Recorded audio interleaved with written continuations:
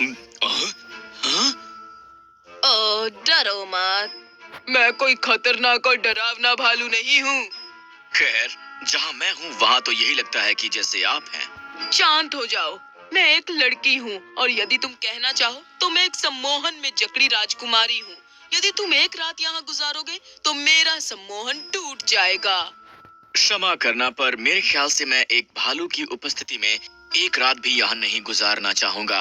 चिंता मत करो, मैं तुम्हें हानि नहीं पहुँचाऊंगी। भालू ने एक्लीज को एक बहुत ही सुंदर राजकुमारी का चित्र दिखाया। ये खूबसूरत राजकुमारी मैं हूँ, राजकुमारी पेरिस। आप तो बहुत खूबसूरत हैं। धन्यवाद। यदि तुम रात भर रुकोगे और मेरी मदद करोगे इस सम्मोहन को तोड़ने में, फिर मैं तुमसे विवाह करूंगी। ये मेरा वादा है। मुझे तुम्हें अपनी पत्नी के रूप में स्वीकार करना अच्छा लगेगा। ठीक है, मैं रात भर रुकूंगा। धन्यवाद। मेरा नाम है अकीलिस। धन्यवाद अकिलेस। मैं कल तुमसे मिलूंगी। एक्लीज ने सिर हिलाया और भालू चला गया। अपनी लंबी यात्रा से थका हारा होने के कारण वो सो गया। अगले दिन जब सूर्योदय हुआ तो राजकुमारी अंदर आई। वो अपने चित्र से भी ज्यादा सुंदर दिख रही थी। तुमने मेरा सम्मोहन तोड़ने में मेरी मदद की है अकिलेस। धन्यवाद। और जैसा मैंने वादा किया था, मैं विवाह के लिए तैयार हूँ। विवाह संपन्न हुआ और वो राजी खुशी एक साथ रहने लगे। समय गुजरा और जल्दी ही एक्लीज ने अपने पुराने घर जाने के बारे में सोचा। कृपया मत जाओ। क्या तुम यहाँ खुश नहीं हो? प्रिय, मैं सचमुच अपने बूढ़े माता पिता से मिलना चाहता हूँ, पर चिंता मत करो, मैं जल्दी ही वापस लौट आऊंगा। खैर, तो ठीक है। यदि तुम्हें जाना ही है तो कृपया ये बीजों का थैला ले जाओ। जहाँ कहीं भी जाओ, सड़क के दोनों ओर ये बीज फेंकना। जहाँ कहीं भी वो गिरेंगे, पेड़ उग जाएंगे और इन पेड़ों से दुर्लभ फल उत्पन्न होंगे और सुंदर पक्षी गाएंगे। तुम्हारे बारे में सब कुछ बहुत ही जादुई है। मैं शुक्रगुजार हूँ कि मैंने तुमसे शादी की। और मैं बहुत आभारी हूँ कि मैं तुमसे मिली। एक्लीज ने उसके हाथ को चूमा और चला गया।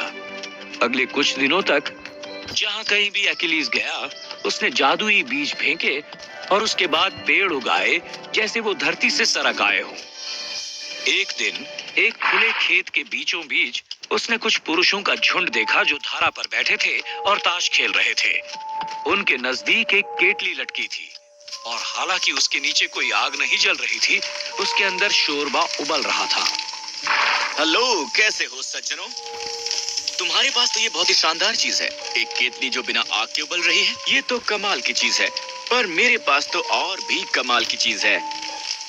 उसने एक बीज निकाला और उसे जमीन पर फेंका। एक ही पल में उसमें से एक पेड़ निकल आया जिस पर फल लगे हुए थे और उसके आसपास पक्षी गाना गा रहे थे। उसे ये जादू के बीज आखिर मिले कहाँ से? ये केवल वही सम्मोहित राजकुमारी ही है जिसके पास ये बीज हैं। मुझे लगता है इसी आदमी ने हमारा उस पे किया जादू मिटा दिया है। इसे कीमत चुकानी पड़ेगी। हाँ, चलो इसे आधे साल तक सुला दें। अकीलीज को ये पता नहीं था कि ये लोग वो जादूगर हैं जिन्होंने राजकुमारी पेरिस पर सम्मोहन डाला था। उन्होंने उस पर एक जादू डाल दिया और अकीलीज तुरंत ही घोड़े से गिरा और गहरी नींद में सो गया।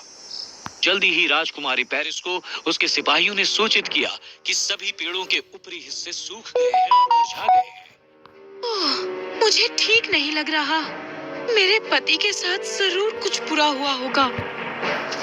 उसने फैसला किया जाकर उसे तलाशने का। वो उसी सड़क से गई जिससे अकीलीज गया था और जब वो खुले मैदान वाली जगह पर पहुंची, उसने एक शानदार वृक्ष देखा और उसके नीचे अपने पति को देखा। उसने उसे हिलाया, उसे पुकारा, यहाँ तक कि उसे चिमटी भी काटी पर वो नहीं हिला। राजकुमारी पेरिस बहुत गुस्से में आ गई और अपने गुस्से में ही उसने उसे श्राप दिया।